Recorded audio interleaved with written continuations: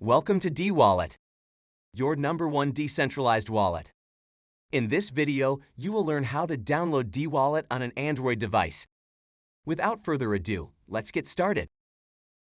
First of all, there are two options to download D-Wallet on your Android device.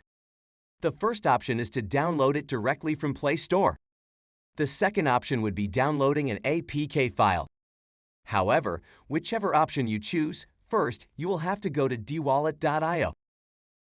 Once you are on the dwallet.io website, to download D-Wallet on Playstore, click on More Options or the 3 bars icon on the top right corner of your screen. Then press Google Play. This will directly link you to the D-Wallet application on Playstore, so you won't waste any of your time looking for the app. From there, you can click Install. Wait a moment for the download and installation to be finished. Then your app is good to go, just like what you can see here.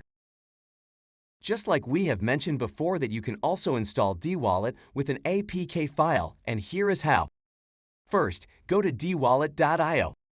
Then press Download App in the middle of your screen.